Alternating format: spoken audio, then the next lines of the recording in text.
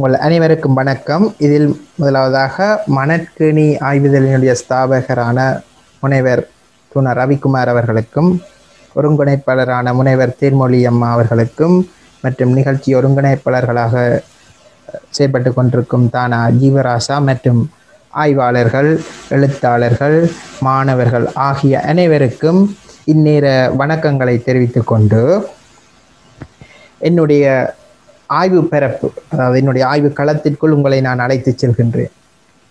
குறிப்பாக இன்று நான் உங்கள் ஆற்ற இருக்கின்ற உரையிலே யாழ்ப்பாண அரசிற்கும் தென்னிலங்கை அரசுகளுக்கும் இடையிலான அரசியல் உறவு ஒரு வரலாற்று பார்வை, இது என்னுடைய முது தத்துவமானி எம்ஃபில் அதாவது ஆய்வினுடைய தலைப்பாக இருக்கின்றது. இப்பொழுது அந்த ஆய்வு நிறைவு கண்டிருக்கின்றது. வெகு விரைவில் அது சமர்ப்பிக்கப்படும் என்று தெரிவித்துக் கொண்டு, இந்த ஆய்வை நான் தெரிவு செய்ததனுடைய நோக்கம் ஒரு வகையில் புராதன காலம் தொட்டு இலங்கையினுடைய வரலாற்றில் அடையாளம் காணப்பட்ட இரு பெரும் இனக்குழுக்கள் தான் இந்த தமிழ் இனக்குழுவினரும் சிங்கள இனக்குழுவினர்களும். இவர்களுக்கிடையே புராதன காலம் தொட்டே ஒரு உறவு நிலை ஒன்று இருந்து வந்திருக்கின்றது.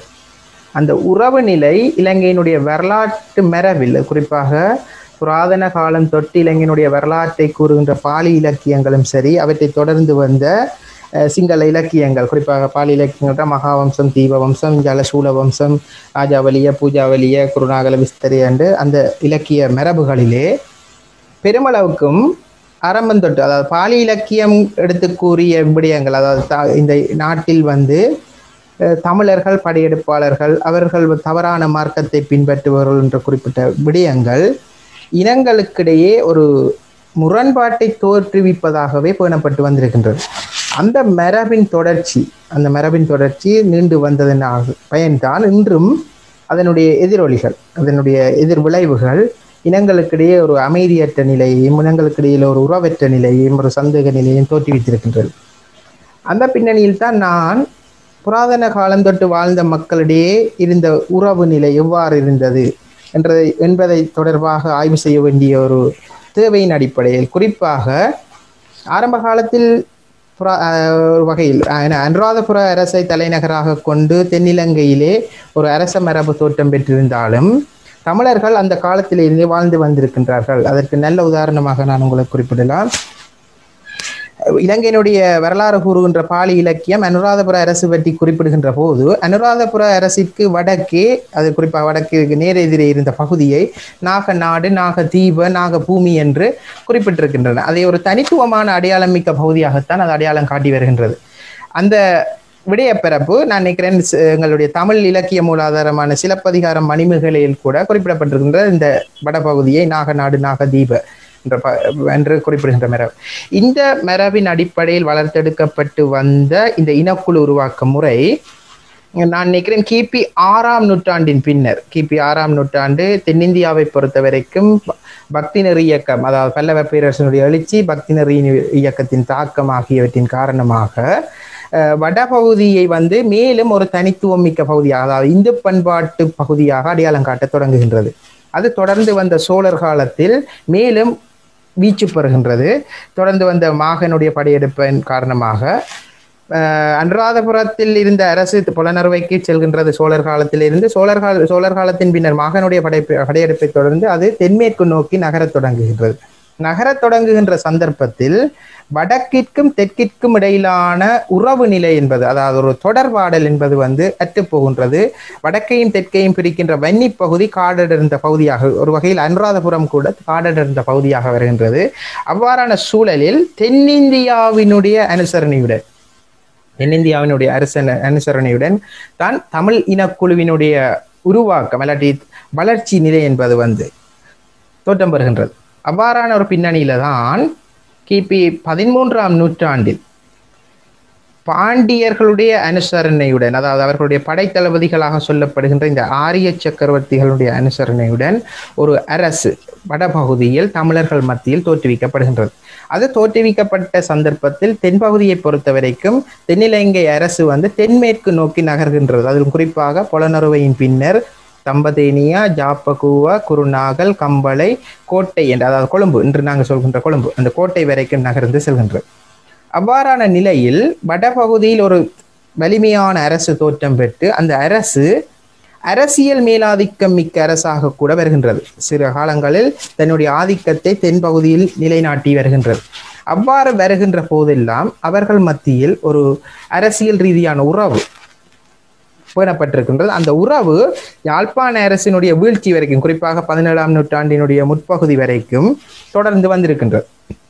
அப்ப அந்த நிலையில நான் யாழ்ப்பாண அரசிற்கும் தென்னிலங்கை அரசிற்கும் இடையிலான அரசியல் உறவு எவ்வாறு இருந்திருக்கின்றது என்ற இன்றைய சூழலில் ஒரு இரண்டு அரசுகள், தமிழ் இனக்குழுவினர் மத்தியில் ஒரு அரசு இருந்திருக்கின்றது, சிங்கள இனக்குழுவினர் மத்தியில் ஒரு அரசு இருந்திருக்கின்றது. அந்த இரண்டு அரசுகளும் தங்களுக்கிடையே எவ்வாறான உறவுகளை கொண்டிருந்தன, அது எப்படி இருந்திருக்கின்றது என்பதை பற்றித்தான் நான் இந்த ஆய்வு செய்து பல்வேறு தகவல்களை வெளிக்கொணர்ந்திருக்கின்றேன். அதுல மிகவும் முக்கியமான ஒரு விடயம், மகாவம்சத்தை அறிந்தவர்கள், மகாவம்சத்தை கற்றவர்களுக்கு தெரியும், மகாவம்சத்தில் மிக முக்கியமான கதாபாத்திரத்தை ஏற்றிருப்பவர் துட்டகாமினி மன்னன், அன்றாதபுர ஆட்சியாளனாக இருந்த துட்டகாமினி மன்னன். இந்த துட்டகாமினி மன்னனுடைய ஆட்சிக்கு முன்னர் எல்லாளனுடைய ஆட்சி, குறிப்பாக ஒரு தமிழ் மன்னனுடைய ஆட்சி நடைபெற்றிருக்கின்றது. அந்த தமிழ் மன்னனுடைய ஆட்சியை நீக்குவதன் அடிப்படையில தான் இந்த துட்டகாமினியை அந்த மகாநாமர் மகாவம்சத்துல தன்னுடைய காவிய நாயகனாக குறிப்பிட்டு அந்த போராட்டம், அவர்களிடையே நடைபெற்ற அந்த எல்லாளனுக்கும் துட்டகாமினிக்கும் இடையில் நடைபெற்ற போராட்டத்தை ஒரு அரசியல் போராட்டமாக காட்டாது ஒரு இன போராட்டமாக, ஒரு மத போராட்டமாக வெளிப்படுத்தியதனுடைய தாக்கம் தான் இரு இனங்களுக்கிடையே ஒரு அந்நியர்கள் என்ற பார்வை, தமிழர்கள் அந்நியர்கள், சிங்களவர்கள் அந்நியர்கள், தமிழர்கள் தவறான மார்க்கமான இந்து மார்க்கத்தை பின்பற்றுவார்கள், பௌத்தர்கள் தான் இந்த நாட்டினுடைய குடிமக்கள் என்ற அந்த தவறான கருத்துக்கள் வளர்த்தெடுக்கப்பட்டு வந்திருக்கின்றன. அந்த பின்னணியில் அந்த தமிழர்கள் மத்தியில் அரசு இல்லாவிட்டாலும் அந்த போக்கு தென்னிலங்கையை பொறுத்த வரைக்கும் பேணப்பட்டு வந்திருக்கு. ஆனால் இந்த இடைக்கால பகுதியாக பார்க்கப்படுகின்ற இந்த 13ஆம் நூற்றாண்டில ரெண்டு பகுதியிலும் அரசு இருந்திருக்கின்றது. அந்த ரெண்டு பகுதி அரசுகளுக்கும் இடையிலே சரியான ஒரு உறவு நிலை இருந்திருக்கின்றது. அந்த உறவில் எந்த ரீதியான முரண்பாடுகளோ இல்லாட்டி மத ரீதியான முரண்பாடுகளோ நடைபெறாது. இரண்டு அரசுகளுக்கும் இடையிலே நடந்த ஒரு அரசியல் உறவாகத்தான் அந்த உறவு நிலைத்திருக்கின்றது என்பதை பற்றி பார்க்கத்தான் நாங்கள் இதுல போக போறோம். இந்த ஆய்வுல நான் உங்களுக்கு சொல்ல போறேன். அதுல முக்கியமாக இந்த ஆய்வினுடைய கட்டமைப்பு, இந்த ஆய்வினுடைய கட்டமைப்பு பற்றி பார்த்தால், ஆய்வினுடைய கட்டமைப்பை பற்றி பார்ப்பதாக இருந்தால், நான் இந்த ஆய்வில் ஒரு ஆய்வு அறிமுகத்தை கொடுக்க இருக்கின்றேன். அதன் பின்னர் இந்த ஆய்வின் தொடர்பான பிரச்சனை, அடுத்தது ஆய்வினுடைய நோக்கம், அடுத்தது ஆய்வினுடைய கருதுகோள், ஆய்வு முறையியல், அடுத்தது இரு பகுதி அரசுகளுக்கு இடையிலே காணப்பட்ட அரசியல் உறவு தொடர்பாக குறிப்பிட்டு அதன் பின்னர் அந்த அரசியல் உறவினுடைய முடிவு அது எவ்வாறு இருந்தது என்பதை பற்றி தான் சொல்ல போகின்றேன். அது இவ்வளவு தான் என்னுடைய ஆய்வினுடைய கட்டமைப்பில் உள்ளடக்கப்பட்டிருக்கின்றது. அதில் ஆய்வு அறிமுகம் என்கின்ற போது முக்கியமாக இலங்கையினுடைய வரலாறை எடுத்து பார்த்தால், இலங்கைக்கு இருக்கின்ற ஒரு சிறப்பான பெயர், தொடர்ச்சியான வரலாற்று பாரம்பரியங்களை கொண்ட நாடுகள், உலகில் இருக்கின்ற நாடுகளுக்கு நிகராக இலங்கை என்பது ஒரு தொடர்ச்சியான வரலாற்று மரபை கொண்ட நாடு. அதே நேரம் ஒரு பன்மை கலாச்சார நிலவுகின்ற நாடு. அது பல்லின பண்பாடு கலாச்சாரங்களை கொண்ட நாடு. தமிழர், சிங்களவர், முஸ்லிம்கள், பரங்கியர்கள் என்று பல்வேறு இனக்குழுவினர்கள் வாழ்ந்த ஒரு நாடாக பார்க்கப்படுகின்றது. எனினும் புராதன காலம் முதல் இங்கு வாழ்ந்த இனக்குழுவினராக அடையாளம் காணப்பட்டிருப்பவர்கள் தமிழர்களும் சிங்களவர்களும். அது குறிப்பாக கிமு 3ஆம் நூற்றாண்டில் இலங்கையினுடைய வரலாற்று ஆதாரங்களில் இருந்து காணப்படுகின்ற வரலாற்று ஆதாரங்களில் இருந்து, குறிப்பாக தொல்லியல் ஆதாரங்கள் இது பற்றி குறிப்பிடுகின்ற. அதே நேரம் கிபி 6ஆம் நூற்றாண்டில் 4ஆம் நூற்றாண்டில் தோற்றம் பெற்ற தீபவம்சம், அடுத்தது 6ஆம் நூற்றாண்டில் தோற்றம் பெற்ற மகாவம்சம் ஆகிய பாலி இலக்கியங்கள்லையும் இந்த புராதன காலத்தில் வாழ்ந்த இனக்குழுவினர்கள், அதை தமிழர்களாகவும் அதே நேரம் சிங்களவர்களாகவும் அடையாளம் காணக்கூடிய அளவுக்கு தகவல்கள் காணப்படுகின்றன. அதே நேரம் புராதன கால இலக்கியங்களில் தமிழர்களை தமிழ அந்த வகையில தான் அவர்கள் அடையாளம் காட்டியிருக்கிறார்கள். அந்த பின்னணியில் தான் நாங்களும் இந்த நாட்டில் வந்து புராதன காலம் முதல் தமிழர்கள் வாழ்ந்திருக்கின்றார்கள் என்ற கருத்து முன்வைக்கப்படுகின்றது.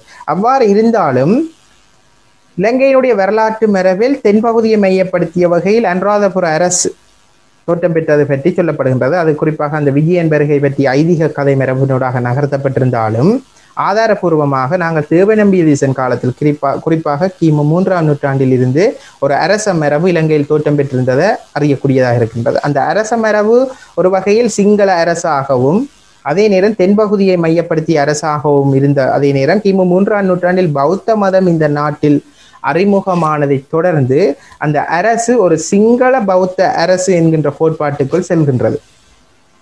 அவ்வாறான அரச மரபு இருந்திருந்தாலும் இலங்கையில் இருந்திருந்தாலும் வடபகுதியை பொறுத்த வரைக்கும் அந்த வடபகுதி வந்து ஒரு தனித்துவமான பண்பாடு கலாச்சாரங்களை கொண்ட பகுதியாகத்தான் புராதன காலங்களில் அடையாளம் காணப்படுகிறது. அதுதான் நான் ஏற்கனவே சொன்ன மாதிரி அந்த இலக்கியங்கள் வந்து அந்த பகுதியை வடபகுதியை வந்து நாகநாடு, நாகதீப, நாகபூமி என்று குறிப்பிடுகின்றன. ஆய்வாளர்களுடைய கருத்துப்படி அவ்வாறு குறிப்பிடப்படுவதனுடைய காரணம் அங்கே நாகர் இனக்குழு மக்கள் வாழ்ந்தது பற்றியும் அவர்கள் தான் தமிழர்களுடைய ஆதிக்குடிகள் என்ற கருத்து நிலையம் முன்வைக்கப்படுகின்றது. அது தொடர்பாக பல்வேறு நாணய ஆதாரங்கள் குறிப்பிடத்தக்க வகையில கிடைத்திருக்கின்றது. அது அவ்வாறு இருந்தாலும் அது வந்து தென்பகுதியை பொறுத்த வரைக்கும் ஒரு ஐதீகங்களாகவும் ஒரு ஏற்றுக்கொள்ள முடியாத கருத்துக்களாகவும் இன்று வரைக்கும் பார்க்கப்பட்டு வருவது குறிப்பிடத்தக்கது. அதற்கும் காரணம் மகாவம்சம். குறிப்பாக மகாவம்சம் இலங்கையினுடைய ஆதிக்குடிகள் பற்றி குறிப்பிடுகின்ற போது விஜயன் வருகையின் போது இங்கிருந்தவர்களை வந்து அமானுஷ்யர்கள் என்று குறிப்பிட்டிருக்கின்றது. அமானுஷ்யர்கள் என்றால் அவர்கள் மனித இனத்தவர்களாக கருத முடியாதவர்கள், மனிதர் அல்லாதவர்கள்.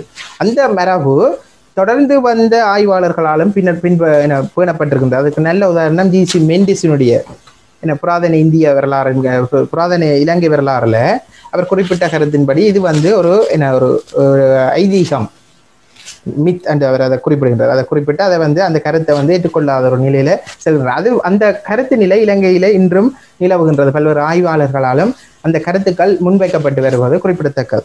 அவ்வாறு வடபகுதியில் அந்த நாகதீப, நாகநாடு, நாகபூமியின் அடையாளம் காணப்பட்ட ஒரு தனித்துவமான கலாச்சாரம் பண்பாட்டை கொண்ட பகுதியாக அடையாளம் காணப்பட்டிருப்பதை அண்மை காலங்களில் குறிப்பாக 60கள் 70களில் மேற்கொள்ளப்பட்ட ஆய்வுகள் உறுதிப்படுத்தி வருகின்றன. குறிப்பாக இலங்கையினுடைய வடபகுதியில் வாழ்ந்த மக்கள் தொடர்பான ஆய்வில் கந்தரோடை மிக முக்கியமானது. புராதன குடியிருப்பு மையமாக விளங்குகின்ற கந்தரோடையில் வந்து இந்த இனக்குழுவினர்களுடைய எழுச்சி, வளர்ச்சி ஆகியவை பற்றி நாங்கள் ஆதாரபூர்வமாக அறியக்கூடியதாக இருக்கின்றது. அவ்வாறான சூழலில் அந்த பகுதியில் மக்கள் வாழ்ந்து வந்தாலும் தென்பகுதியில் காணப்பட்ட அரச மரபிற்கு உட்பட்ட வகையில் தான் காலத்திற்கு காலம் அவர்கள் வாழ்ந்து வந்திருக்கின்றார்கள் என்பதையும் நாங்கள் இந்த இலக்கிய ஆதாரங்களூடாகவும் சில கல்வெட்டு ஆதாரங்களூடாகவும் காண முடிகின்றது. குறிப்பாக மகாவம்சமே அது தொடர்பான தகவலை தருகின்ற போது இலங்கையில் தேவநம்பியதீசனுடைய ஆட்சி நடக்கின்ற காலத்தில் குறிப்பாக பௌத்த மதம் அறிமுகமாக இருக்கின்றது. அதில் குறிப்பாக மகிந்த தேரர் ஆரம்பத்தில் வருகின்றார். அதன் பின்னர் சங்கமித்தை தேவி வருகின்றார். அந்த சங்கமித்தை வந்த பகுதி வந்து ஜம்புகோலத்துறை, அதாவது வடபகுதியினுடைய ஒரு துறைமுகமாக காணப்படுகின்ற ஜம்புகோலத்துறை. அந்த ஜம்புகோலத்துறையில் வந்து இறங்குகின்ற போது தேவநம்பியதீசன் தன்னுடைய படைபரிவாரங்களுடன் சென்று ஜம்புகோலத்துறையில் தரித்து நின்று அவரை வரவேற்று அழைத்து சென்றது பற்றிய கருத்து நிலைகள், தென்பகுதிக்கு அழைத்து சென்ற கருத்து நிலைகள் காணப்படுகின்றன. அப்ப அந்த வகையில் அவர்களுடைய ஆதிக்கம் அல்லாடி அவர்களுடைய அரசு வடபகுதி வரைக்கும் பரவி இருந்ததுன்றதை நாங்கள் அதனூடாக பார்க்கலாம். என்ற ஒரு அரசன் போய் அவர்களை அழைத்து செல்கின்ற மரபுகள் அங்கே காணப்பட்டிருக்கின்றன. அப்ப அந்த பின்னணியில நாங்கள் அதை குறிப்பிடலாம். அது பிற்பட்ட காலத்திலும் தொடர்ந்து இருந்திருக்கின்றது என்பதற்கு இன்னொரு எடுத்துக்காட்டு வந்து கிபி 2ஆம் நூற்றாண்டுகள், கிபி 2ஆம் நூற்றாண்டு காலப்பகுதியில வந்து பசவனுடைய வள்ளிபுர பொற்சாசனம், வள்ளிபுரத்தில் கண்டெடுக்கப்பட்ட ஒரு பொற்சாசனம் வந்து நாகதீபத்தில், அதாவது வடபகுதியில அவருடைய பிரதானி ஒருவருடைய ஆதிக்கம், அவர்களால் நியமிக்கப்பட்ட பிரதானியுடைய ஆட்சி ஒன்று இடம்பெற்றது பற்றியும் அதனால் பசபன் காலத்திலும் அந்த தொடர்புகள் இருந்தது பற்றிய கருத்து நிலைகள் இருக்கின்றது. அதுபோல் நாங்கள் பிற்பட்ட காலத்தில் பார்ப்பதாக இருந்தால் புலனறுவை ஆட்சியாளனாக வந்த பராக்கிரமபாவனுடைய நைனாதீவு கல்வெட்டு, அதுவும் வந்து வடபகுதியில் அவர்களுடைய ஆதிக்கம் இருந்திருக்கின்றது. அதன் பின்னர் பிற்பட்ட காலத்தில் வந்து சிங்கள கல்வெட்டு என்ற கந்தரோடையில் கண்டுபிடிக்கப்பட்ட கல்வெட்டுகள் எல்லாம் பிற்பட்ட காலத்திலும் ஆட்சியாளர்களுடைய தொடர்புகள் இருந்திருக்கின்றது என்பதை பற்றி குறிப்பிடுகின்றது. ஆனால் பிற்பட்ட காலத்தில் அந்த உறவு நிலைகள் விலகிச் செல்கின்றன. அதற்கு காரணம் நான் உங்களுக்கு ஏற்கனவே சொன்னது போன்ற இந்த பல்லவர்களுடைய பக்தி நெறி இயக்கம், சோழர்களுடைய வருகை, அடுத்தது மாகனுடைய படையெடுப்பை தொடர்ந்து தென்பகுதி அரசு தென்மேற்கு நோக்கி நகர்ந்ததை தொடர்ந்து நகர்கின்ற இந்த நிகழ்வுகளில் வடபகுதி ஒரு வலிமையான பகுதியாகவும் அதே நேரம் தனித்துவமான பகுதியாகவும் எழுச்சி காண தொடங்குகின்ற போது அங்கே தென்பகுதி ஆட்சியாளர்களுடைய உறவு நிலை வந்து சற்று விரிசலை ஏற்படுத்துகின்றது. இவ்வாறான பின்னணியில தான் நாங்கள் பார்க்கின்ற இந்த மத்திய கால இலங்கை அல்லது யாழ்ப்பாண அரசினுடைய தோற்றமாகிய சூழ்நிலைகள் ஆகியவை இடம்பெறுகின்றன. அந்த பின்னணியில குறிப்பாக 13ஆம் நூற்றாண்டில் இருந்து 17ஆம் நூற்றாண்டு வரைக்கும், 17ஆம் நூற்றாண்டின் ஆரம்பத்தில் வரைக்கும், கிபி 1619 யாழ்ப்பாண அரசை போர்த்துகேயர் கைப்பற்றுகின்ற வரைக்கும் இந்த அரசு ஒன்று தோற்றம் பெற்றிருக்கின்றது. அந்த அரசு தோற்றம் பெற்று குறிப்பாக ஆரிய சக்கரவர்த்திகள் என்பவர்களால் தோற்றுவிக்கப்பட்டு நல்லூரை தலைநகராக கொண்டு விளங்குகின்றது. அவ்வாறு விளங்கிய அரசு யாழ்ப்பாண பட்டணம், அடுத்தது அதனை சூழ இருந்த தீவுகள், வன்னியினுடைய சில பகுதிகள், மன்னார், திருகோணமலை ஆகியவற்றை உள்ளடக்கிய வகையில் யாழ்ப்பாண இராச்சியமாக தொழிற்பட்டிருக்கின்றது. அவ்வாறு அந்த அரசு விளங்கிய சமயத்தில் தென்னிலங்கை அரசை பொறுத்த வரைக்கும் அவர்கள் தம்பதேனிய, அதாவது புலனறுவையினுடைய வீழ்ச்சியை தொடர்ந்து தம்பதேனிய, யாப்பகுவா, குருநாகல், கம்பளை, கோட்டை என்கிற நகர்ந்து செல்கின்றார்கள். அவ்வாறான நகர்ந்துகின்ற போது யாழ்ப்பாண அரசர்கள் வந்து ஒரு வகையில் தென்னிந்தியாவினுடைய பாண்டியர்களுடைய 2ஆம் பாண்டிய பேரரசுடைய அனுசரணையில் எழுச்சி கண்டிருந்தவர்கள். அவர் அந்த காலம் தொட்டே, அதாவது யாழ்ப்பாண அரசு தோற்றுவிக்கப்பட்ட காலம் தொட்டே அவர்கள் தென்னிலங்கை அரசுடன் உறவை பேணுகின்றார்கள். அதிலும் குறிப்பாக அவர்களுடைய உறவு சில சமயங்களில் சுமூகமானதாகவும் சில சமயங்களில் முரண்பாடானதாகவும் விளங்குகின்றது. குறிப்பாக யாப்பகுவா அரசு காலத்தில் இருந்து கோட்டை அரசு காலம் வரைக்கும் அவர்களுடைய உறவு நிலை பேணப்பட்டிருக்கின்றது. அதில் ஒன்று நாங்கள் பார்க்கலாம், சுமூகமான உறவு நிலை ஒன்று, அதாவது அரசியல் ரீதியாக அவர்களுக்கிடையே சில உதவிகள், பரஸ்பர உதவிகள் அங்கு இடம்பெற்றிருக்கின்றன. அடுத்தது வந்து முரண்பாடான அரசியல் உறவு என்கின்ற போது தங்களுடைய மேலாதிக்கத்தை அரசியல் ரீதியாக அல்லது பொருளாதார ரீதியான தேவைகளை கருதி கொண்டு சில மேலாதிக்கத்தை அவர்கள் ஏற்படுத்தி இருக்கின்றார்கள். அந்த வகையில் அதை நாங்கள் முரண்பாடான அரசியல் உறவாக பார்த்து கொள்ளலாம். அதன் பின்னர் குறிப்பாக இருவரும் இணைந்து தங்களுடைய பொது எதிரியாக போர்த்துகேயரை கருதி அந்த போர்த்துகேயருக்கு எதிரான வகையில் தங்களுடைய நடவடிக்கைகளை மேற்கொண்டு வந்ததாக சொல்லப்படுகிறது. அப்ப அந்த பின்னணியில தான் நான் உங்களுக்கு இந்த அரசியல் உறவை பற்றி இதுல வெளிப்படுத்த இருக்கிறேன். இதுல முக்கியமாக என்னுடைய ஆய்வு பிரச்சனையாக நான் குறிப்பிடுகின்ற போது யாழ்ப்பாண அரசிற்கும் தென்னிலங்கை அரசுகளுக்கும் இடையே எவ்வாறான அரசியல் உறவு நிலை காணப்பட்டது என்பதை அடையாளம் கண்டு அந்த அவ்வாறு காணப்பட்ட அரசியல் உறவு நிலை எந்த அளவு தூரம் அரசியல் உறவாக விளங்கி இருந்தது அதுதான் அங்கே இருக்கின்றது. ஏனென்றால் இலங்கையினுடைய வரலாற்று மரபில் இந்த தமிழ் சிங்கள இனக்குழுவினருக்கு இடையிலான உறவு நிலை என்று குறிப்பிடுகின்ற போது அது பெருமளவுக்கும் ஒரு முரண்பாடான கருத்து நிலையை கொண்டிருப்பதாக சொல்லப்பட்டிருக்கிறது. ஆகவே அதை நான் எவ்வாறு ஒரு அரசியல் உறவாக மட்டும் விளங்கி இருக்கின்றது என்பதை வெளிப்படுத்துறது தான் என்னுடைய ஆய்வினுடைய பிரச்சனையாக நான் அடையாளம் கண்டிருக்கிறேன். அடுத்தது என்னுடைய ஆய்வினுடைய நோக்கம். இந்த ஆய்வானது பல்வேறு நோக்கங்களின் அடிப்படையில் மேற்கொள்ளப்படுகின்றது. அதில் முக்கியமாக பிரதான நோக்கம் யாழ்ப்பாண அரசர்களுக்கும் தென்னிலங்கை அரசர்களுக்கும் இடையில் நிலவியிருந்த அரசியல் உறவுகளை வெளிப்படுத்துவதாக இருக்கின்றது. துணை நோக்கம் என்கின்ற போது அவர்களுடைய அரசியல் நிலை மற்றும் பலமாகியவற்றை வெளிப்படுத்த, யாழ்ப்பாண அரசு எவ்வாறு இருந்தது என்றதை வெளிப்படுத்துறது. அடுத்தது அவற்றை ஆவணப்படுத்தி அவர்களுக்கிடையே காணப்பட்ட அந்த உறவு நிலைகள், அவர்களுடைய நிலைகளை ஆவணப்படுத்தி எதிர்கால சந்ததியினருக்கு கையளித்தல் என்கின்ற நோக்கில் தான் என்னுடைய ஆய்வு நோக்கம் நகர்கின்றது. இந்த ஆய்வினுடைய கருதுகோள் ஆக நான் முன்வைத்திருக்கின்ற கருதுகோள் என்னவாக இருக்கும் என்றால், குறிப்பாக இவர்களிடையே காணப்பட்ட இந்த உறவு நிலை, அது சில சமயம் அரசியல் உறவு சில சமயங்களில் முரண்பாடானதாகவும் சில சமயங்களில் சுமூகமானதாகவும் இருந்தாலும் அந்த உறவு நிலை என்பது தனியே இந்த வகையிலையும் இன ரீதியானதாகவோ மத ரீதியானதாகவோ அமையாமல் அரசியல் உறவாக மட்டுமே விளங்கி இருந்தது. இதுதான் நான் முன்வைத்த என்னுடைய ஆய்வினுடைய கருதுகோளாக விளங்குகின்றது. இந்த ஆய்விற்கான என்னுடைய ஆய்வு முறையியலாக முதலாம் மற்றும் இரண்டாம் தரவுகளை ஆதாரமாக கொண்டு நான் இந்த ஆய்வுக்கு முதலாம் மற்றும் இரண்டாம் ஆதாரங்களை ஆதாரமாக கொண்டு வரலாற்று அணுகுமுறையின் அடிப்படையில் இந்த ஆய்வை மேற்கொள்கின்றேன். அதாவது குறிப்பாக முதலாம் தர ஆதாரங்களையும் இரண்டாம் தர ஆதாரங்களையும் பகுப்பாய்வு செய்து அதன் மூலமாக கிடைத்த தகவல்களை அடிப்படையாக கொண்டுதான் நான் இந்த ஆய்வை மேற்கொள்கின்றேன். அதில் முதலாம் தர தரவுகள் என்கின்ற போது யாழ்ப்பாண அரசு காலம் தொடர்பாக எழுந்த மூல இலக்கியங்களாக பார்க்கப்படுகின்ற யாழ்ப்பாண வைபவ மாலை, சகராச சேகர மாலை, வையா பாடல் போன்ற நூல்களும் பாலி இலக்கியங்களான பாலி அது நான் மகாவம்சத்தில இருந்தே அந்த இதுகளை தொடர்ந்து ஆய்வு செய்து வந்து அதில் குறிப்பாக மத்திய காலத்தில் தோற்றம் பெற்ற இலக்கியங்களாக பார்க்கப்படுகின்ற இந்த சிங்கள இலக்கியங்களான சூலவம்சம், அடுத்தது குருநாகல விஸ்தரிய, ராஜாவலிய, கோகில சந்தேசிய, செலகினி சந்தேசிய, பரகும்பா சரித போன்ற சிங்கள இலக்கியங்களையும் ஆய்வு செய்துதான் அந்த இலக்கிய ரீதியாக முதலாந்தர மூலாதாரங்களை நான் பயன்படுத்தி இருக்கின்றேன். அதே மாதிரி தொல்லியல் ஆதாரங்கள் என்கின்ற போது கல்வெட்டுக்கள், தொல்லியல் ஆதாரங்களாக கல்வெட்டுக்கள், அடுத்தது நாணயங்கள், யாழ்ப்பாண அரசர்களால் வெளியிடப்பட்ட கல்வெட்டுகளும் நாணயங்களும் இதிலே பயன்படுத்தப்படுகின்றன. இரண்டாம் தர தரவுகளாக முதலாம் தர தரவுகளை பயன்படுத்தி பிற்காலத்தில் மேற்கொள்ளப்பட்ட ஆய்வுகள், நூல்கள், சஞ்சிகைகள், கட்டுரைகள் ஆகியவை பயன்படுத்தப்படும். முக்கியமாக யாழ்ப்பாண அரசு காலம் பற்றி பிற்பட்ட காலங்களில் நான் நினைக்கிறேன் முதலியார் ராசநாயகம் காலத்திலிருந்து யாழ்ப்பாண அரசுகள் பற்றிய கருத்து நிலைகள் நிலவி வந்தாலும் அதில் விஞ்ஞான ரீதியான இல்லாட்டி பல்கலைக்கழக வரலாற்று பின்புலம் கொண்ட ஆய்வு முறைகள் என்பது பெருமளவுக்கு வளர்த்தெடுக்கப்பட்டது பேராசிரியர் இந்திரபாலா, பேராசிரியர் பத்மநாதன், பேராசிரியர் சிட்டம்பலம், பேராசிரியர் புஷ்பரண்டம், பேராசிரியர் கிருஷ்ணராஜா ஆகியோருடைய காலங்களில் மேற்கொள்ளப்பட்ட ஆய்வுகளை எல்லாம் நான் என்னுடைய ஆய்விற்கு இரண்டாம் தர ஆதாரங்களாக பயன்படுத்தி இருக்கின்றேன்.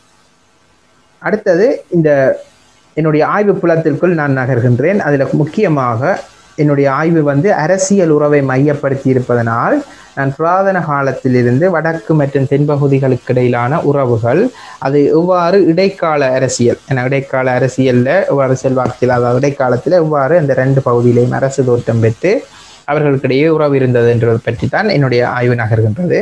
குறிப்பாக புராதன காலம் நான் ஏற்கனவே சொன்ன மாதிரி யாழ்ப்பாண அரசு கிபி 13ஆம் நூற்றாண்டில் தோற்றம் பெற்றிருந்தாலும் அதற்கு முன்னர் வடபகுதியில் அரசு நிலவியது என்பதற்கு போதியளவு ஆதாரங்கள், போதியளவு ஆதாரபூர்வமான தகவல்கள் இல்லாததன் காரணமாக குறிப்பாக 13ஆம் நூற்றாண்டில் யாழ்ப்பாண அரசு நிலவியிருந்தது என்பது ஒரு ஏற்றுக்கொள்ளப்பட்ட முடிவாக காணப்படுகின்றது. இன்னும் அதற்கு முன்னர் இருந்தது பற்றிய தகவல்கள் வெளிச்சத்திற்கு வராத ஒன்றாகவே இருப்பதுதான் குறிப்பிடத்தக்கது. அதுல குறிப்பாக வடபகுதி புராதன காலம் முதல் தென்பகுதியோடு ஒப்பிடுகின்ற போது தனித்துவமான பகுதிகளாக அடையாளம் காணப்பட்டு வந்தாலும் நான் நினைக்கிறேன் தேவநம்பிதீசன் காலத்திலிருந்து, குறிப்பாக கிமு 3ஆம் நூற்றாண்டு காலத்தில் இருந்து வடபகுதி அவர்களுடைய ஆதிக்கத்தை, தென்பகுதி ஆட்சியாளர்களுடைய ஆதிக்கத்தை அவ்வப்போது ஏற்றுக்கொண்டு வந்திருக்கின்றது.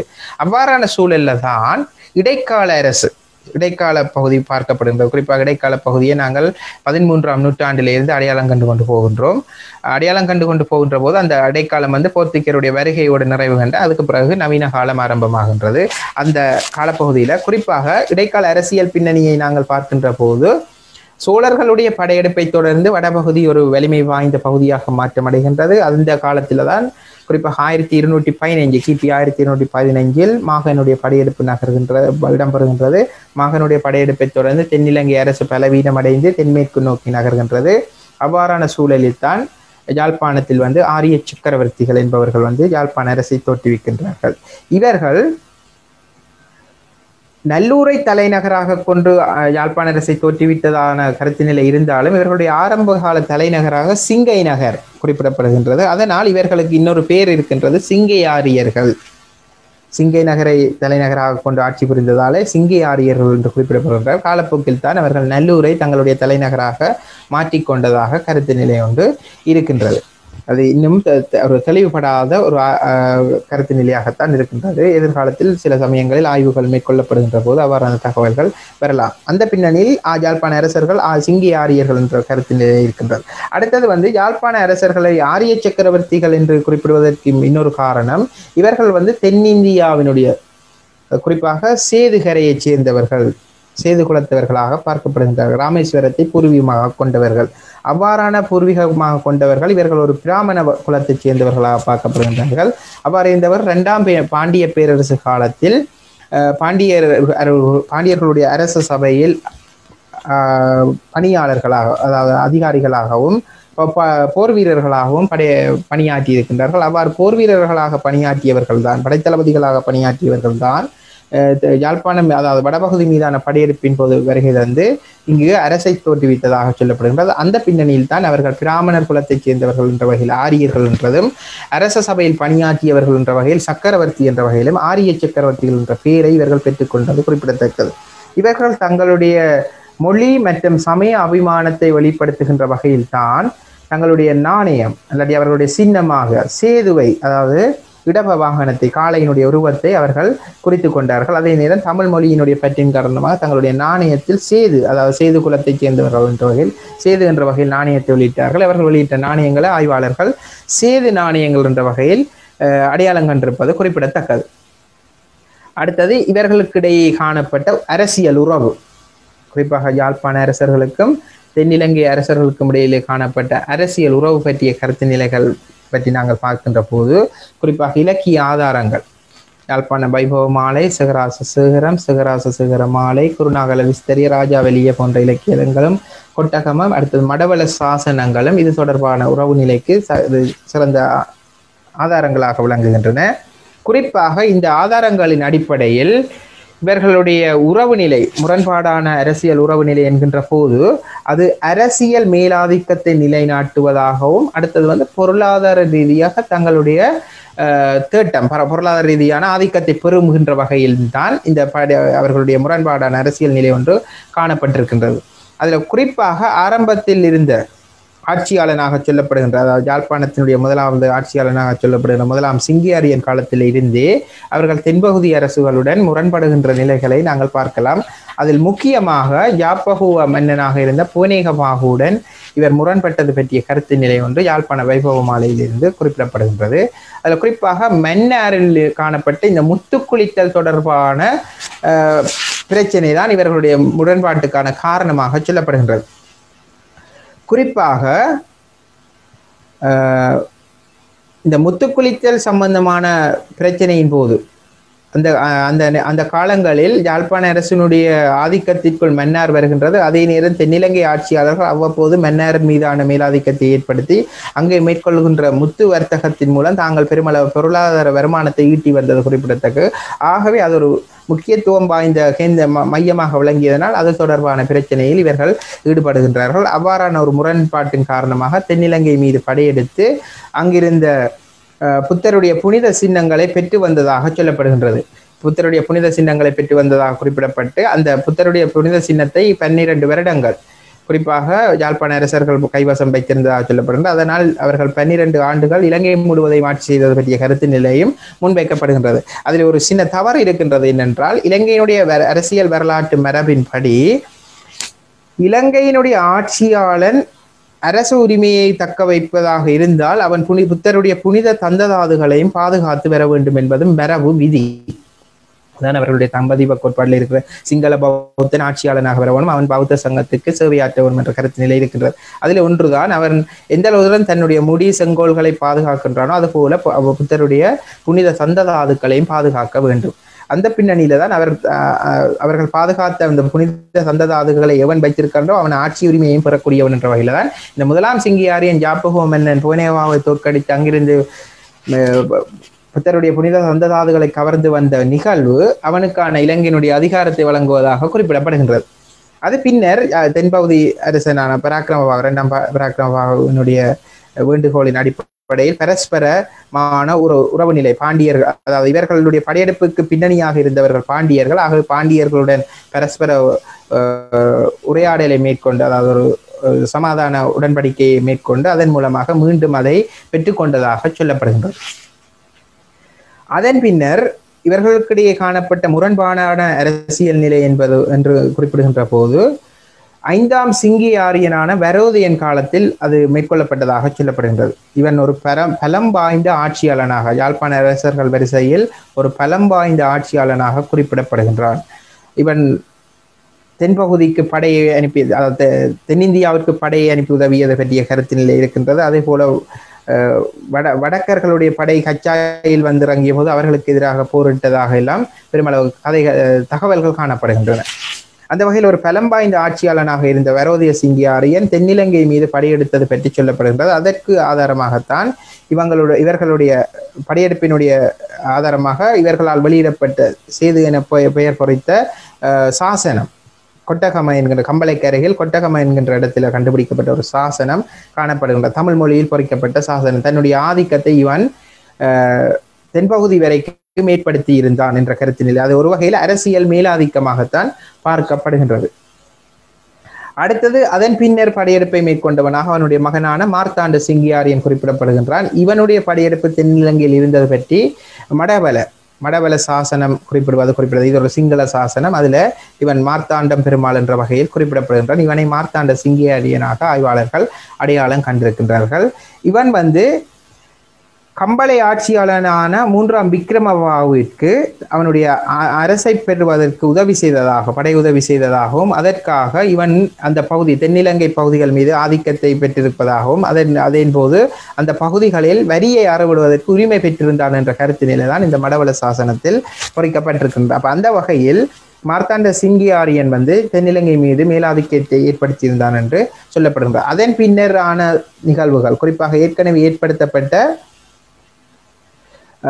இந்த மேலாதிக்கத்தினுடைய விளைவுகள், மேலாதிக்கத்தினுடைய தொடர்ச்சி தான் அவர்கள் வழிவந்த குணவீர சிங்கியாரியன் என்பவனுடைய காலத்தில் இடம்பெற்றதாக சொல்லப்படுகின்றது. இவன் ஏற்கனவே மன்னர், அதாவது தென்னிலங்கை ஆட்சியாளர்களுக்கு யாழ்ப்பாண அரசர்கள் தங்களுடைய மேலாதிக்கத்தை ஏற்படுத்தி திரை பெற்று வருகின்ற நிகழ்வு தடைப்படுகின்ற போது மீண்டும் ஒரு முறை படையெடுத்து அந்த திரையை பெற்றுக் கொண்டது பற்றிய தகவல்கள், சில பகுதிகளை கைப்பற்றி அங்கே தன்னுடைய குடிமக்களை குடியிருத்தி அந்த பகுதியில் இருந்து திரைகளை பெறுவதற்கான வழியை இவன் ஏற்படுத்தி கொண்டது பற்றிய தகவல்கள் காணப்படுகின்றது. குறிப்பாக இந்த தென்னிலங்கை ஆட்சியாளர்களுடைய தென்னிலங்கை பகுதிகளில் இவர்களுடைய மேலாதிக்கம் ஏற்படுத்தப்பட்டது பற்றிய தகவல்களை தென்னிலங்கையில் தோற்றம் பெற்ற சிங்கள இலக்கியங்களான இந்த ராஜாவலிய, நிகாய சங்கிரக போன்ற பகுதிகள் குறிப்பிடப்படுகின்றன. குறிப்பாக இவர்களுடைய படையெடுப்பின் காரணமாக தென்பகுதி அழிவடைந்தது பற்றிய கருத்து நிலைகள், தென்னிலங்கை ஆட்சியாளர்கள் பலவீனமான நிலைக்கு சென்றிருந்த தகவல்கள் எல்லாம் இதில் குறிப்பிடப்பட்டிருப்பது சுட்டி காட்டத்தக்கது. அந்த பின்னணியில் தான் இந்த சிங்கள இலக்கியங்களும் யாழ்ப்பாண அரசர்கள் ஒரு காலத்தில்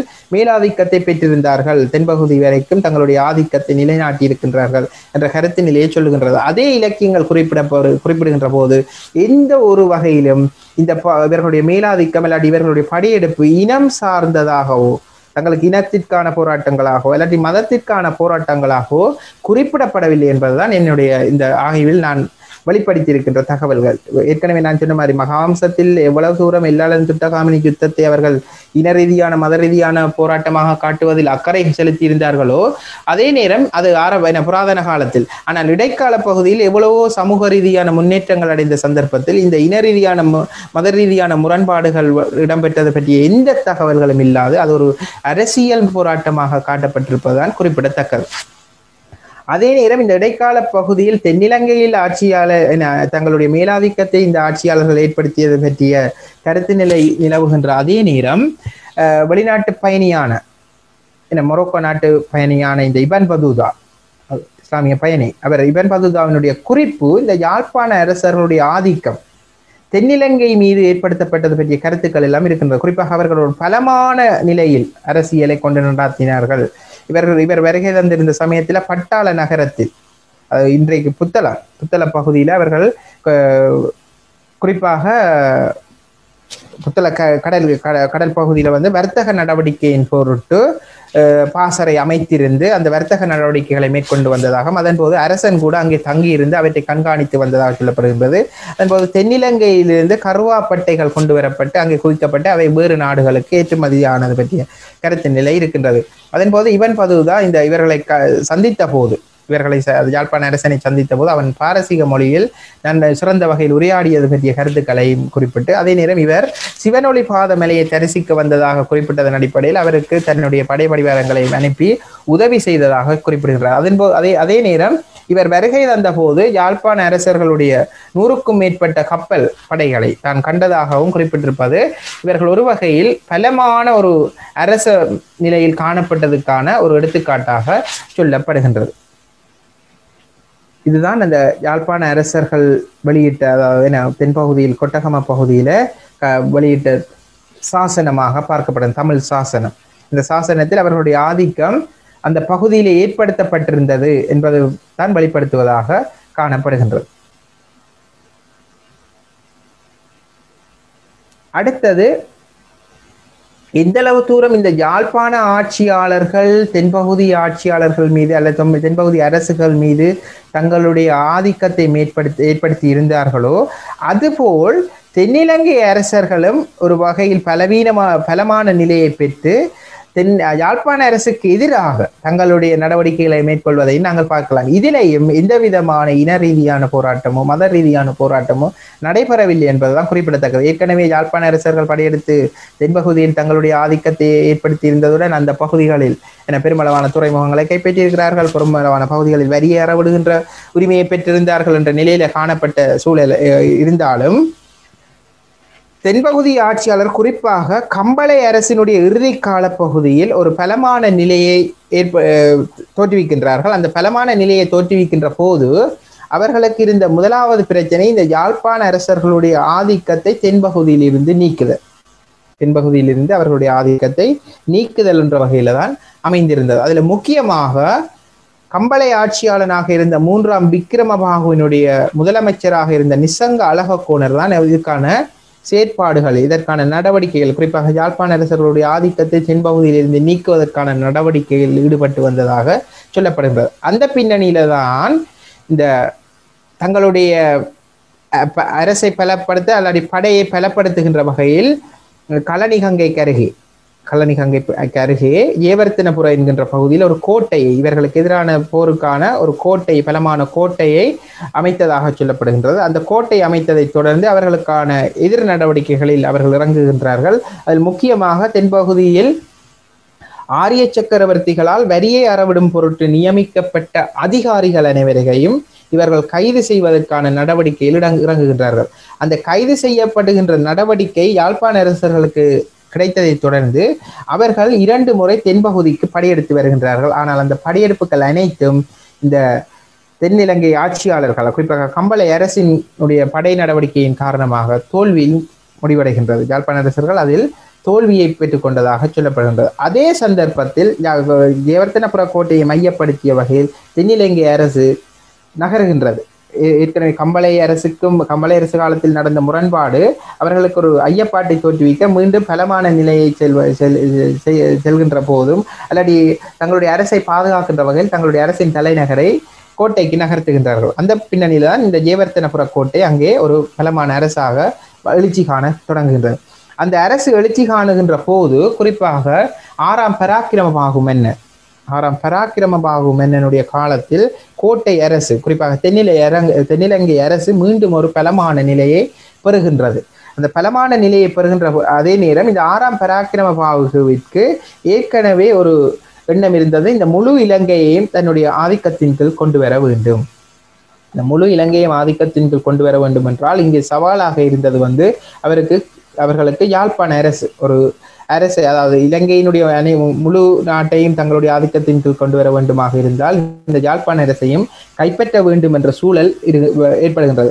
அந்த பின்னணியில் தான் இவர்கள் யாழ்ப்பாண அரசை கைப்பற்றுவதற்காக தன்னுடைய வளர்ப்பு மகனான 6ஆம் பராக்கிரமபாகு தன்னுடைய வளர்ப்பு மகனான செண்பக பெருமாள் அல்லது சப்புமல் குமார என்பவனை படையெடுப்பதற்காக அவனுடைய தலைமையில் படையை அனுப்பி வைத்ததாக சொல்லப்படுகின்றது.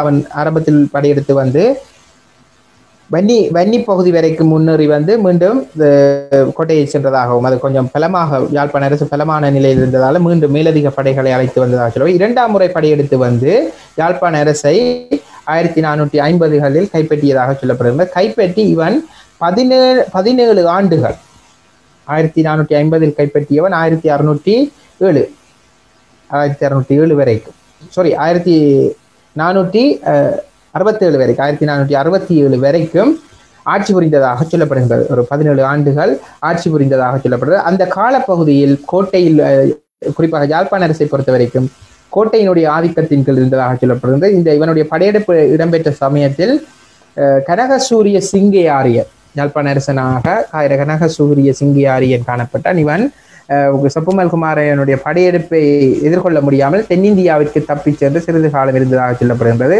அந்த சமயத்தில் மீண்டும் ஆறாம் பிரமபாகு தன்னுடைய மகளினுடைய மகனான பேரனான ஜெயபாகுவிற்கு ஆட்சி உரிமையை வழங்க எத்தனைத்த போது, அதாவது வழங்கி சென்ற போது, தனக்கு பின்னர் ஆட்சி உரிமையை தன்னுடைய பேரனுக்கு வழங்கிய போது இங்கிருந்த செண்பக பெருமாள் வந்து என்ன செய்தார் என்றால் தன்னுடைய ஆட்சி, அதாவது தனக்குத்தான் ஆட்சி உரிமை, கோட்டையினுடைய ஆட்சி உரிமை சொந்தமானது என்ற வகையில் அங்கு மீண்டும் சென்று ஜெயபாகுவை கொலை செய்து தென்பகுதியினுடைய ஆட்சியை பெற்றுக்கொண்ட போது இங்கே ஒரு அரசற்ற நிலை இருந்த போதுதான் மீண்டும் கனகசூரிய சிங்கியாரியன் தென்னிந்தியாவிலிருந்து வருகிறது ஆட்சியை பெற்றுக்கொண்டதாக சொல்லப்படுகின்றது.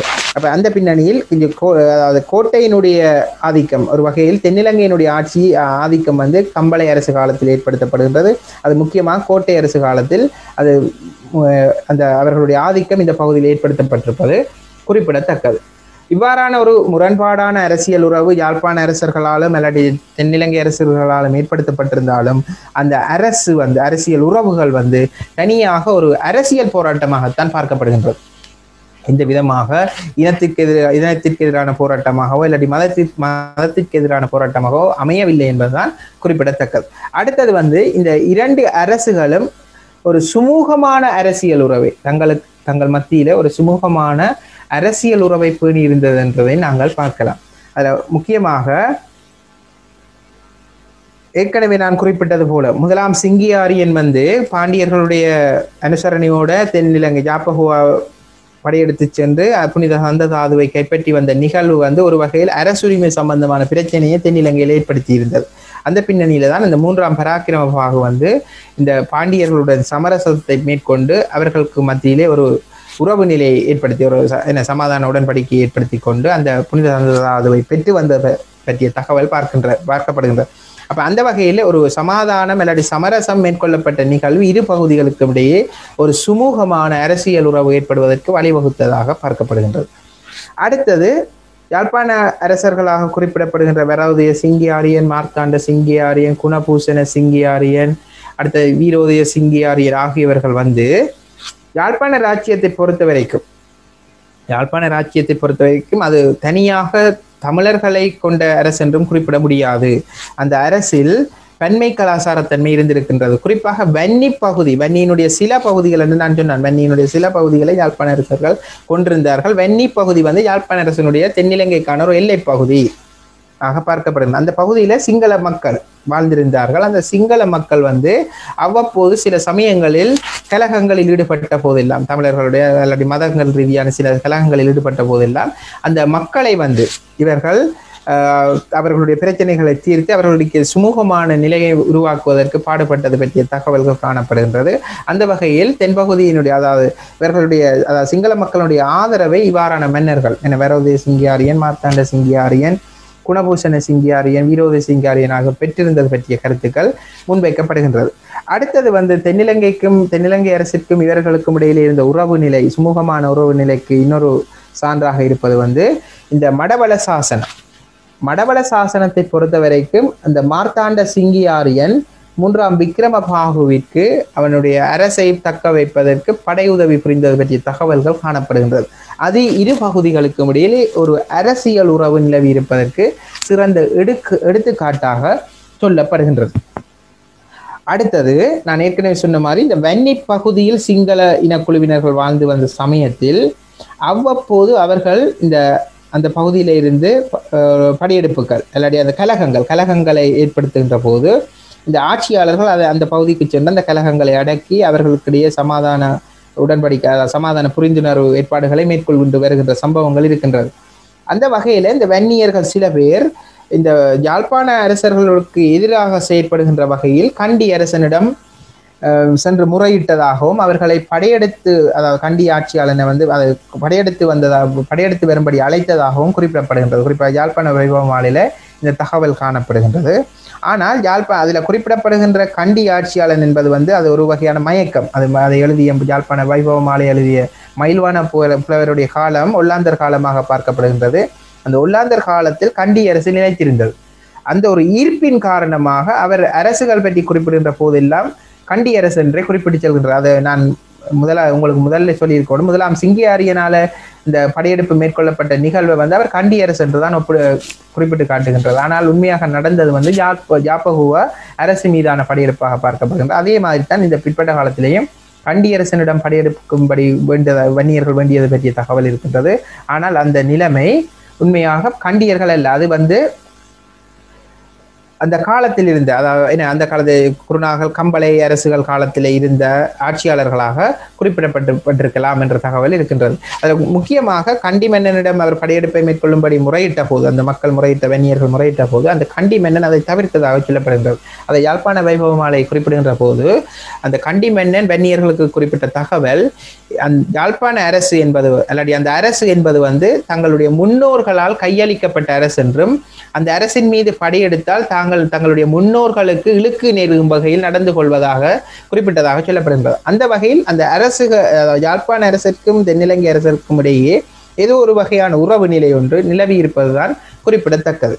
அப்ப அந்த பின்னணியிலையும் நாங்கள் இதை வந்து ஒரு சுமூகமான அரசியல் உறவு ஒன்று இருந்தது பற்றி குறிப்பிடலாம். அடுத்தது வந்து கோட்டை அரசினுடைய படையெடுப்பு, அதாவது கோட்டை அரசு நிலவிய காலத்தில் அதனுடைய ஆட்சியாளனாக இருந்த சப்புமல் குமாரன் 17 ஆண்டுகள், 1450களில் வந்து 17 ஆண்டுகள் ஆட்சி புரிந்த இந்த சப்புமல் குமாரனுடைய காலத்தில் அவன் படையெடுத்து வந்த போது யாழ்ப்பாண நகர், அடுத்தது நல்லூர் முருகன் ஆலயம் ஆகியவை வந்து அழிவை சந்தித்ததாக சொல்லப்படுகின்றது. யாழ்ப்பாண நகர் அந்த படையெடுப்பின் போது அழிவை சந்தித்ததாகவும், அதே நேரம் இந்த நல்லூர் முருகன் ஆலயம் வந்து முதலாம் சிங்கியாரியனால் நிறுவப்பட்டது பற்றிய கருத்து நிலைகள் காணப்படுகின்றது.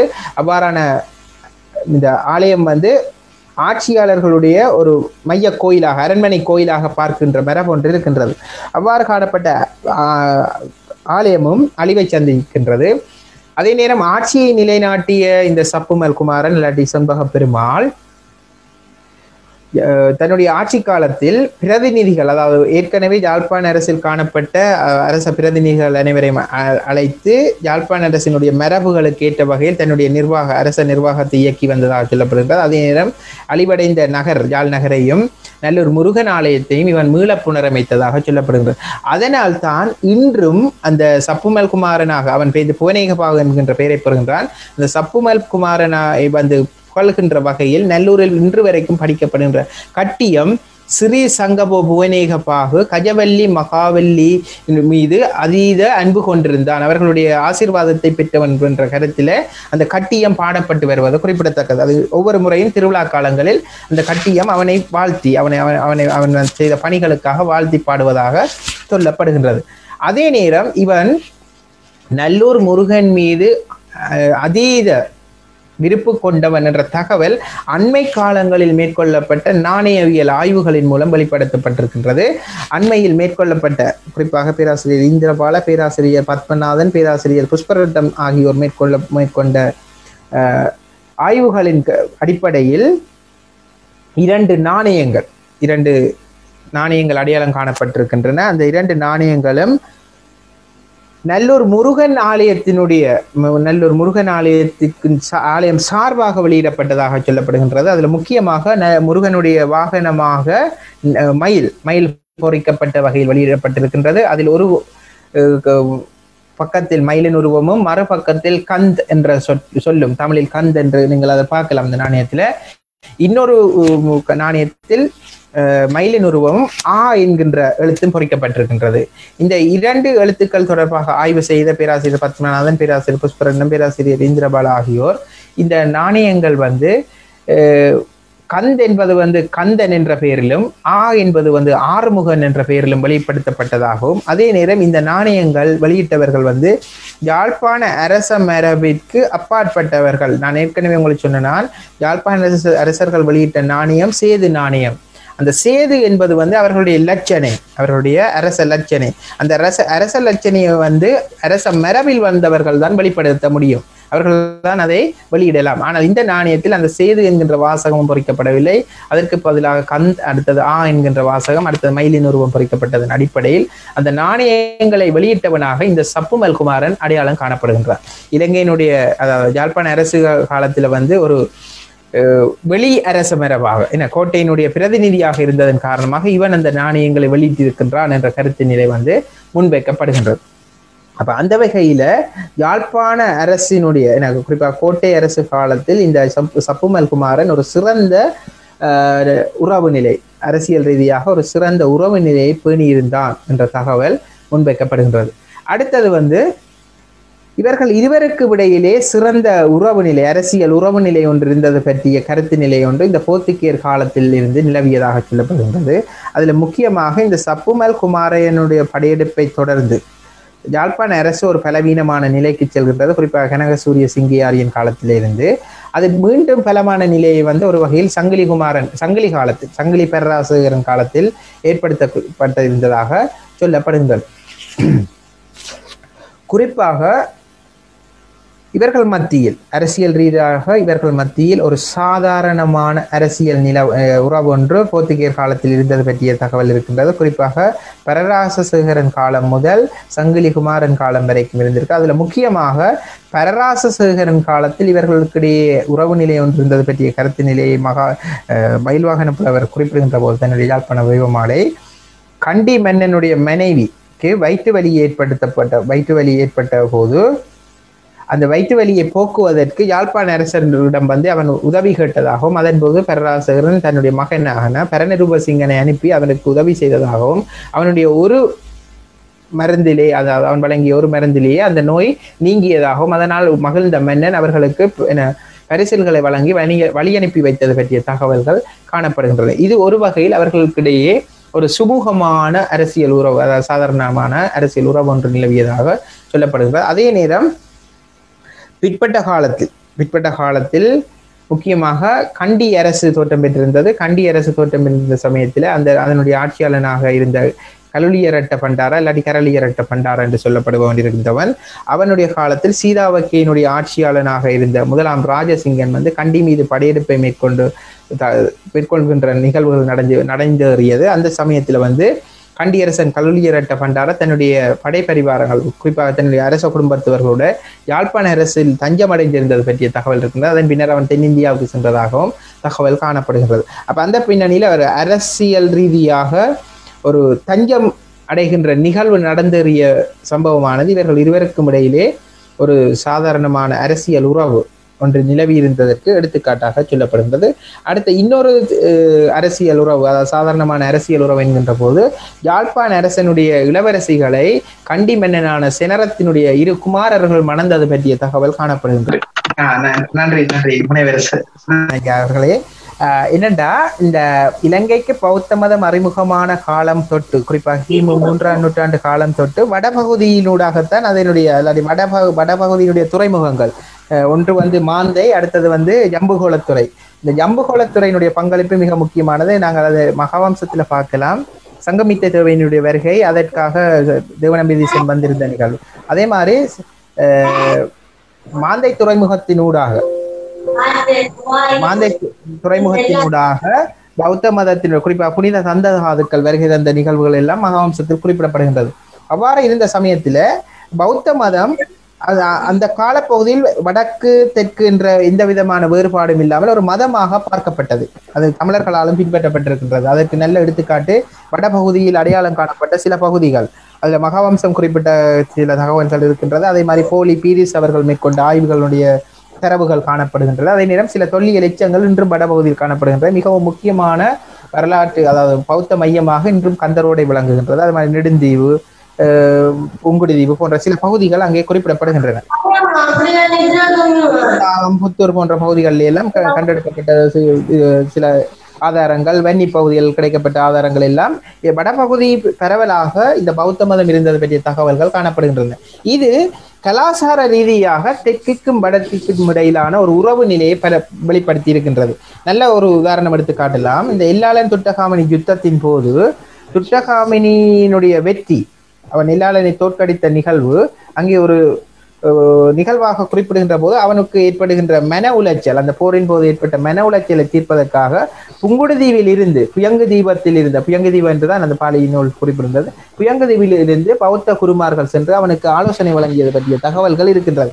இது ஒரு கலாச்சார உறவு, வடக்குக்கும் தெற்குக்கும் இடையில் ஒரு கலாச்சார உறவு இருக்கின்றது. இது நான் அந்த கலாச்சார உறவுல சொல்லிக்க அந்த விஷயத்தை சொல்லி இருக்கிறேன். அப்ப அந்த உறவு நிலை பேணப்பட்டு வந்திருக்கின்றது. பேணப்பட்டு வந்த இந்த உறவு நிலையில வந்து கிபி 6ஆம் நூற்றாண்டில் தோற்றமிட்டு இந்த சைவ வைணவ பக்தினர் இயக்கத்தினுடைய தாக்கம் வடபகுதியில குறிப்பாக இந்த பல்லவர்களுடைய பக்தினர் இயக்கத்தினுடைய தாக்கத்தினுடைய எதிரொலியால செல்வாக்கு இழக்க தொடங்குது. மெதுவாக தன்னுடைய நிலையை இழக்க தொடங்குகின்றார். அதுல சோழர்களுடைய வகை பங்கும் குறிப்பிடத்தக்கது. சோழர்கள் காலத்தில் இந்து மதம் மேன்மை பெறுகின்ற போது அது சற்று சிக்கலான நிலைக்கு செல்கின்றது. அவ்வாறு இருந்த சந்தர்ப்பங்கள் ஆனால் பௌத்தம் தொடர்ந்து இருக்கின்றது. 14ஆம் நூற்றாண்டு வரைக்கும் தொடர்ந்து வந்திருக்கின்றதுக்கு எடுத்துக்காட்டு சிங்கள இலக்கியமான நம்பொத்த என்கின்ற இலக்கியம் குறிப்பிடுகின்ற போது வடபகுதியில் யாத்திரை மேற்கொள்வதற்கு ஏற்ற புனித தலங்கள், பௌத்த புனித தலங்கள் பற்றி குறிப்பிடுகின்ற போது வடபகுதியில் காணப்பட்ட பல்வேறு இடங்கள் பற்றி குறிப்பிடுகின்றது. அப்ப அந்த வகையில 14ஆம் நூற்றாண்டு வரைக்கும், அப்ப யாழ்ப்பாண அரசு காலம் வரைக்கும் அந்த பௌத்த பண்பாடு நிலவி இருக்கின்றது. அந்த பண்பாடு எப்பொழுது இல்லாமல் செல்கின்றது என்ற குறிப்பாக அதுக்கு யாழ்ப்பாண நான் நினைக்கிறேன் முதலியார் ராசநாயகம் தன்னுடைய யாழ்ப்பாண சரித்திரத்தில் குறிப்பிடுகின்ற போது சங்கிலி மன்னனுடைய காலத்தில் சங்கிலி குமாரன் வந்து இந்த தமிழுக்கும் பௌத்தத்திற்கும் இந்து மதத்திற்கும் தீவிரமான ஆதரவாளனாக இருந்ததால சில பௌத்தர்கள் அவனுடைய ஆட்சியை விரும்பாத அந்த பகுதிகளில் இருந்து இடம்பெயர்ந்து சென்றதாக தென்பகுதி நோக்கி நகர்ந்ததாக குறிப்பிடப்படுகிறது. அப்ப அந்த வகையில தமிழர்கள் பௌத்தர்களாக கிறிஸ்துக்கு முன் 3ஆம் நூற்றாண்டில இருந்து இந்த மதத்தை பேணி வந்திருக்கின்றார்கள். இந்த மதம் பேணப்பட்டது தென்பகுதிக்கும் வடபகுதிக்கும் இடையிலே ஒரு உறவு நிலையை பேணி இருக்கின்றது. இந்த வடபகுதியில் காணப்பட்ட பல்வேறு விகாரைகளுக்கு தென்னிலங்கை ஆட்சியாளர்கள் உதவி புரிந்திருக்கின்றார்கள். அது பற்றிய தகவல்கள் எல்லாம் இந்த மகாவம்சத்திலும் சரி, தொடர்ந்து வந்த சூழ வம்சத்திலும் சரி பேணப்பட்டிருக்கின்றது. அப்ப அந்த வகையில அந்த உறவு நிலை ஒன்று இருந்திருக்கின்றது. ஆனால் யாழ்ப்பாண அரசர்களுடைய இந்த தமிழ் மற்றும் இந்து பண்பாட்டினுடைய ஆதரவு நிலை இந்த பௌத்தத்தினுடைய செல்வாக்கு இழப்பிற்கு, அதனுடைய வீழ்ச்சிக்கு ஒரு காரணமாக இருந்ததாக சொல்லப்படுகிறது. அந்த பின்னணியில அந்த பௌத்தம் இந்த பகுதியிலிருந்து இல்லாமல் சென்றதாக சொல்லப்படுகிறது. இதுக்கும் இவர்கள் மத்தியிலே ஒரு அரசியல் ரீதியான மன உறவு வகையில மன உறவு என்ற அடிப்படையில ஒரு உறவு நிலை நிலவி இருந்ததாக சொல்லப்படுகிறது. அதுல முக்கியமாக 1619 இந்த யாழ்ப்பாண அரசு போர்த்துகீயர்களால் வெற்றி கொண்டதன் பின்னர் இந்த செனரத் மன்னன் தன்னுடைய குமாரர்களுக்கு இந்த யாழ்ப்பாண அரசு உரிமையுடையது என்ற வகையில 1628 1629 ஆகிய காலங்களில் 2 முறை அரசை கைப்பற்றுகின்ற வகையில், அதாவது இது கண்டி அரசுக்கு சொந்தமானது என்ற வகையில் அந்த அரச மரபை பெறுகின்ற வகையில் படையெடுத்து வந்தது பற்றிய தகவல் சொல்லப்படுகின்றது. அப்ப அந்த பின்னணியில் இவர்களுக்கு இடையிலே ஒரு திருமண உறவு நிலவியது என்ற அடிப்படையில் ஒரு அரசியல் உறவு ஒன்று நிலவி இருப்பதையும் சாதாரணமான உறவு ஒன்று நிலவி இருப்பதையும் நாங்கள் பார்க்கலாம். அடுத்தது வந்து இவர்களுக்கிடையே காணப்பட்ட அரசியல் உறவானது குறிப்பாக போர்த்துகேயருடைய ஆதிக்கத்தை நீக்கும் நோக்குடன் காணப்பட்டது பற்றி சொல்லப்படுகின்றது. போர்த்துகேயருடைய ஆதிக்கத்தை நீக்கும் நோக்குடன் காணப்பட்டதாக சொல்லப்படுகின்றது. அதுல ஆய்வு மகாநாடு ஆய்வு உரையில் பங்கு பெற்றிய உங்கள் அனைவருக்கும் என்னுடைய ஆய்வு தொடர்பான கருத்துக்களை கேட்டதும் வினாக்கள் தொடர்ந்ததற்கும் நன்றிகள். மேலும் இந்த ஆய்வு வட்டங்கள் மேலும் வளர்ந்து புதிய புதிய தகவல்கள் வெளிவர வேண்டும் என்பதுதான் என்னுடைய அவா. அதில் குறிப்பாக என்னுடைய தற்காலத்தில் நான் மேற்கொண்ட ஆய்வுகள் வந்து இலங்கையில் இன உறவுகள் பற்றியது. அடுத்தது என்னுடைய அடுத்த கட்ட நகர்வு இந்த இலங்கையினுடைய இன குழும உருவாக்கம், இல்லாட்டி யாழ்ப்பாண அரசினுடைய தோற்றத்தில் தென்னிந்தியாவினுடைய பங்களிப்பு, அது எந்த வகையில அரசியல் ரீதியாக, சமய ரீதியாக, சமூக ரீதியாக செல்வாக்கு செலுத்திருக்க அந்த வகையில தான் இப்ப என்னுடைய அடுத்த கட்ட நகர்வையும் நான் நகர்த்த இருக்கிறேன், எதிர்பார்த்து இருக்கிறேன். ஏதோ ஒரு வகையில தென்னிந்தியாவுக்கும் வடபகுதிக்கும் இடையில இருந்த உறவு நிலை நகர் இருக்கிறேன். எதிர்காலத்தில் உங்களுடைய அறிவுரைகள், ஆலோசனைகள் எனக்கு தேவை வரும். அப்பொழுதெல்லாம் உங்களை சந்தித்து அது வரைக்கும் என்னுடைய ஆய்வை கேட்ட உங்கள் அனைவருக்கும் நன்றி கூறி விடைபெறுகின்றேன். நன்றி, வணக்கம்.